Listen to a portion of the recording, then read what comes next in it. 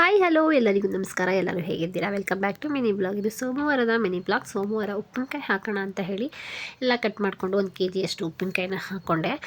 ಹಾಗೆಯೇ ಆಂಟಿ ಬಂದಿದ್ದರು, ಅಜ್ಜಿ ಊರಿಂದ ಬಂದಿದ್ದರು. ಅಜ್ಜಿನ ಬಿಟ್ಟು ಹೋಗೋಣ ಅಂತ ಹೇಳಿ ಆಂಟಿ ಬಂದಿದ್ದರು. ಆಂಟಿ ಬಿಟ್ಟು ಹೋಗ್ತಾ ಇದ್ದಾರೆ. ಮುದ್ದು ಫಸ್ಟ್ ಟೈಮ್ ಆಂಟಿ ಊರಿಗೆ ಹೋಗ್ತಾ ಇದ್ರು, ಅಳ್ದೇ ಕಳಿಸ್ತಾ ಇದ್ದಾಳೆ. ಅವಳು ಆಂಟಿ ಇದ್ದಾರೆ ಅಂತ, ಆಂಟಿ ಅಮ್ಮ ಈ ಥರ ಯಾರಾದರೂ ಬಂದರೆ ತುಂಬಾ ಅಳ್ತಾಳೆ, ಹಠ ಮಾಡ್ತಾಳೆ ನಾನು ಹೋಗ್ತೀನಿ ಅಂತ. ಬಟ್ ಇವತ್ತು ಅಜ್ಜಿ ಇದ್ದಾರಲ್ವ, ಅದರಿಂದ ಏನೂ ಅಳ್ತಾ ಇಲ್ಲ.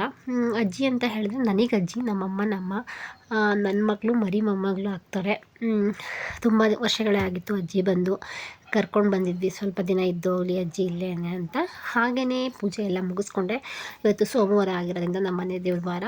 ಪೂಜೆ ಎಲ್ಲ ಆಯಿತು. ಪೂಜೆ ಎಲ್ಲ ಆದಮೇಲೆ ಆಲ್ರೆಡಿ ಟೈಮ್ ಆಗೋಗಿತ್ತು, 6:30 ಮೇಲೆ ಆಗಿತ್ತು. ಅಷ್ಟೇ ನನ್ನ ಹಸ್ಬೆಂಡ್ ಬರೋ ಟೈಮ್ ಆಗಿತ್ತು ಡ್ಯೂಟಿಯಿಂದ. ಅವರಿಗೆ ಬಂದ ತಕ್ಷಣ ಏನಾದರೂ ಸ್ನ್ಯಾಕ್ಸ್ ಬೇಕೇ ಬೇಕು. ಅದಕ್ಕೋಸ್ಕರ ಇವತ್ತು ತಡ್ನಿಬೇಳೆ ವಡೆನ ಮಾಡೋಣ ಅಂತ ಹೇಳಿ ಎಲ್ಲ ರೆಡಿ ಮಾಡ್ಕೊಂಡಿದ್ದೀನಿ. ನೋಡಿ, ತಡ್ನಿಬೇಳೆ ವಡೆ, ಈರುಳ್ಳಿ ಸಬ್ಬಕ್ಕಿ ಸೊಪ್ಪು ಜಾಸ್ತಿ ಹಾಕಿದ್ರೆ ತಡ್ನಿಬೇಳೆ ವಡೆ ಅಂತೂ ತುಂಬಾ ಚೆನ್ನಾಗಿರುತ್ತೆ. ಇದನ್ನು ಮಾಡ್ಕೊತಾ ಇದ್ದೀನಿ. ನೋಡಿ, ತುಂಬಾ ಚೆನ್ನಾಗಿ ಬಂತು ಇವತ್ತಂತೂ ತಡ್ನಿಬೇಳೆ ವಡೆ. ಅಜ್ಜಿಯಾಗಂತ ಇದ್ದರು ತುಂಬ ಚೆನ್ನಾಗಿ ಬಂತು ವಡೆ ಅಂತ ಹೇಳಿ. ಮನೆಗೆ ಅಜ್ಜಿ ತಾತ ಈ ಥರ ಯಾರಾದರೂ ಬಂದಿದ್ದಾರೆ ಅಂತ ಅಂದರೆ ಏನೋ ಒಂಥರ ಖುಷಿ ಆಗುತ್ತೆ ಅಲ್ವಾ. ಅದರಲ್ಲೂ ನಾವಂತೂ ನಿಜವಾಗ್ಲೂ ಪುಣ್ಯವಂತರೆ ಅಂತಲೇ ಹೇಳ್ಬೋದು. ನನಗೆ ನಮ್ಮಮ್ಮನ ಕಡೆ ಅಜ್ಜಿ ತಾತ, ಹಾಗೆಯೇ ನಮ್ಮಪ್ಪನ ಕಡೆ ಅಜ್ಜಿ ತಾತ ಎಲ್ಲರನ್ನೂ ನೋಡೋ ಭಾಗ್ಯ ಇತ್ತು. ನನ್ನ ಮದುವೆ ಆಗೋವರೆಗೂ ಅವರೆಲ್ಲರೂ ಇದ್ದರು.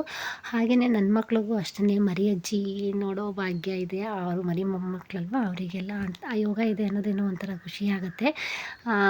ಅವರು ಮಕ್ಕಳಿಗೆ ಅವರೆಲ್ಲ ಇದ್ದಾರೆ ಅಂದರೆ ಎಷ್ಟು ಖುಷಿಯಾಗಿ ಆಟ ಆಡ್ಕೊಂಡು, ಅವಳಂತೂ ನನ್ನ ಹತ್ರ ಬರ್ತಾನೇ ಇಲ್ಲ, ಖುಷಿಯಾಗಿ ಅವ್ರ ಹತ್ರನೇ ಇರ್ತಾಳೆ ಯಾವಾಗ್ಲೂ.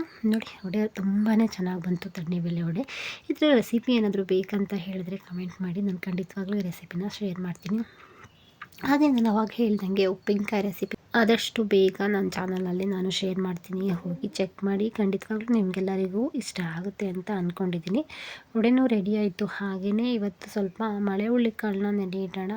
ಮಳೆ ಹುಳ್ಳಿಕಾಳು ಸಾಂಬಾರು ತುಂಬಾ ಇಷ್ಟ ನಮ್ಮ ಮನೆಯವ್ರಿಗೆ ಅಂತ ಹೇಳಿ ಹುಳ್ಳಿಕಾಳನ್ನ ನೆನೆ ಹಾಕಿದ್ದೆ. ಇದನ್ನೆಲ್ಲ ನೀರು ಸೋರಲಿ ಅಂತ ಹೇಳಿ ಹಾಗೆಯೇ ಸೋರಕ್ಕಿಟ್ಟಿದ್ದೀನಿ.